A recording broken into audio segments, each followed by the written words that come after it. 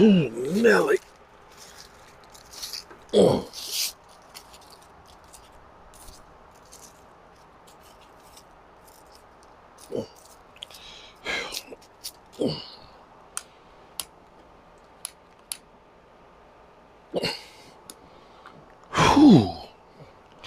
Snap.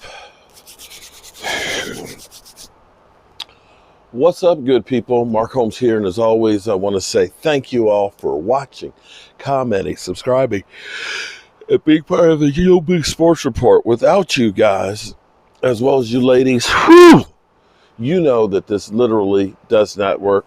I hope everybody's having a great evening, a great Veterans Day. Back home for week number 10 in the NFL season, and the games start early. Tomorrow we got the 9 o'clock Germany game, and we're going to be live streaming early. I got to get up real early because I didn't go get the meats this morning, and BJ's opens up at 8, and we're going to do an Italian sub tomorrow, and get ready for the games. You know, this is what we all live for. You know, it's comical the way people have been trolling me. I just love it. You know, social media has put a microphone or a keyboard in front of people to be able to voice their opinion anonymously and not have to have any ramifications on the crap that they say. And that's good. That's cool. But, you know, I thank social media because so many people that are important in my life, the leaves are just like crazy. I need to rake leaves. I have to thank social media because so many people that are important to me in my life are through social media. So I can't hang on it with so much. Oh, that fire feels good. So the Cowboys, of course, are in a no-win situation in the minds of media because tomorrow the Cowboys take on the New York Giants with the biggest line of the season of being 17-point favorites. The last time the Cowboys were a 17-point favorite, I believe they won 27-23 against the Texans. So that's a lot of points. That's a lot of points. I don't know if the Cowboys do that again or not. But see, here's the thing that the Cowboys need to start doing. In the end of the game, what is important is you've got 17 games to stack up enough wins to get an opportunity to play in the playoffs. That's what it's about. And every week is an opportunity to prove that you belong in one of those teams. It doesn't say, well, the games that you play against teams that are ass don't count. No, they count.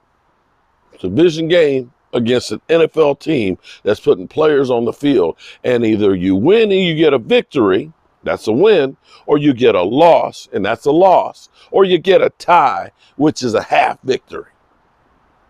That's what it's about. And tomorrow better be a day that the Dallas Cowboys step on the throat of the New York Giants, because that's the team at the moment that's standing in their way of proving that they belong in the playoffs. Now, the Cowboys have actually shown some really good things. They've shown a defense that can take bad teams and shut them down. Get a goose egg. The offense has shown that they can score points. The special teams have shown they can kick field goals. They can shut people down. They can run kicks back. What the Cowboys have to prove is that they can put it all together in the same game. If the Dallas Cowboys can play all three phases to their potential, there's nobody that they can't beat. Flat out. The Cowboys defense last week did not play good. It didn't. Let's be real here. They didn't play, okay. Yeah, they played good in phases. They didn't give up a lot of runs, but they gave up 28 points. You know what the Cowboys used to say, You know, if we hold the team to 17 points, we win the game. I believe it was that Too Tall Jones said, screw that. We're going to hold them to no points. That's what we're going to try and do. But if a team doesn't give up 28 points, maybe they win. If the team doesn't make mistakes and get penalties, they probably win the game. If the referees don't hold it against us, maybe we win the game. If we don't step out of bounds by inches, we win the game. If we are 6 inches deeper in the route on the end zone, goal line, we win the game. See, these are things that, it's not that the Eagles dominated us like the San Francisco 49ers, where it was just an onslaught and you had no chance in hell.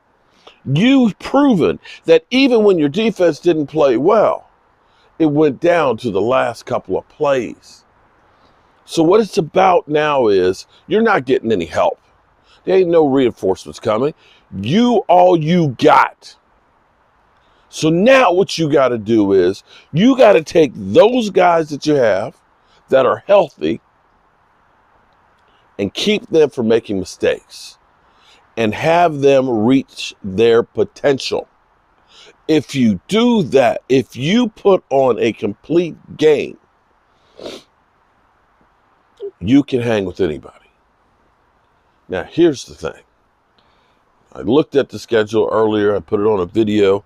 And of course, people are going to say I'm crazy because you look at the parallels of the 92 Dallas Cowboys, which was a team that was reemerging, that started out and lost to the Eagles early in the season. The Eagles looked like they were the team to beat. And then all of a sudden, they lose to Kansas City the next week, the Eagles, after beating the Cowboys. And it let the door open for the Cowboys to come back. And then when they played again, 3 weeks later, the Cowboys got the win. And after that, the rest was history. I'm not saying that this is the 92 Dallas Cowboys. But I'm just saying that stranger things happen. That there's nothing that you look at right now and say isn't possible. Because I will say, after the Miami Dolphins beat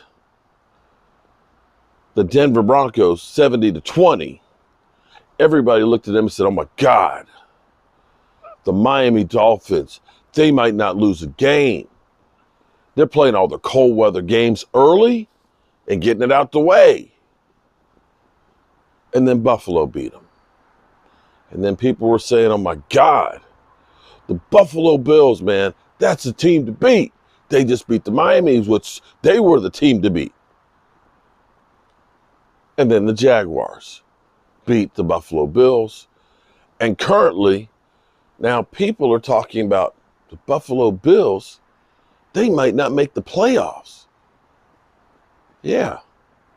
Whereas a few weeks ago, they were a Super Bowl favorite. Things change so quickly. It doesn't matter necessarily what the talent is that you have on the field or the players on the roster or the coaches. There's going to be a team that right now nobody thinks is going jack that could get hot and go to the playoffs. Now we're sitting here at 5-3, and we're moaning and groaning and bitching and all that. And you know what I remember? Not that long ago, a Dallas Cowboys team that was 3-5 and inept, that did something that no other team had done before. That was start out 3-5, and they got on a run and they won their division.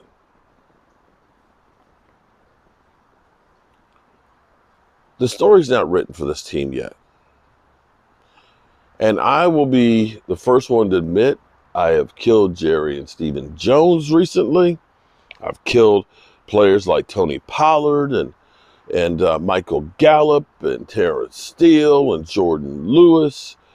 I've ripped the team for losing to the Eagles and losing to the Cardinals and the 49ers. But the thing is, tomorrow is an opportunity to turn that around. Just like the next weekend against Carolina is an opportunity to turn around. And you know what? Don't let these mother humper haters out here and commentators out there tell you, because you know what will happen with the Cowboys. If we lose, see, they're chokers. If we win, it's an ass team. You can dominate, lose the team. Well, that's what you're supposed to do. And we'll see where we go come December 10th against the Eagles at home, where hopefully we get some home cooking. We got 4 games in 18 days. Fortunately, a place that we have won 11 straight. 11 straight.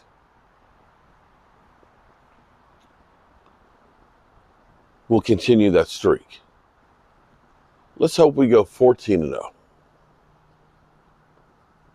All right, good people. I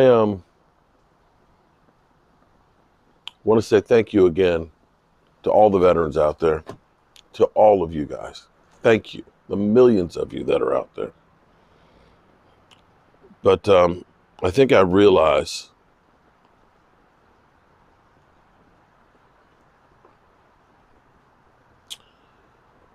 what kind of my problem was last night and today too. I lost my brother a few years back, and today's the day. And my life is always on the go. My life is always run, trying to achieve, trying to do Jobu Sports, trying to do the Red Brick House, trying to do things to look out for others. And my brother Tony was one who always stopped to smell the roses. My brother Tony was one who always enjoyed life. And he used to say things, I don't understand why people are in such a hurry to work a job and to do this, that, and the other. Because Tony was the guy who was one of the smartest people you'll ever meet, and a person who always found things to do that he enjoyed, be it living in Alaska or living in Hawaii or developing his knives, seeding oysters and fishing and living off the land. And he used to always say, hey, Mark, come on down and go fishing or crabbing or, check out the knives and stuff that I'm doing. It's a few hour drive to get there and things, and I would never really have enough time to do it. But Tony was always that guy that you could call him up and he'll talk to you forever, for hours. Sometimes when he'd call, I'd be like, oh, no, man, I ain't got to, oh, it's Tony. I ain't got that much time to talk right now. And I never made enough time. And I remember when the pandemic was beginning, the reason I wanted to get the CNC machine was because my brother used to order the handles for the knives and things he made in, I think, China or something. And he wanted to make them, for me to be able to make them. And I was like, Tony, the best thing to do is we can get exotic woods. If I get the CNC machine, hell, I can cut out 1,000 of them, zip, zip, zip, zip, zip, boom. And that started me on the idea of getting my inventables. Unfortunately, by the time I got my money together and the ability to buy it, my brother Tony had passed from cancer. And the cancer, in about 3 months, ate him up. I miss my brother Tony. And I regret that I didn't find the time to spend with him. And that's why I always tell you guys, always, always tell the people you love how much you love them. Because you might not get the chance again. I miss you, Tony. I really miss you. Good night, good people. I love you.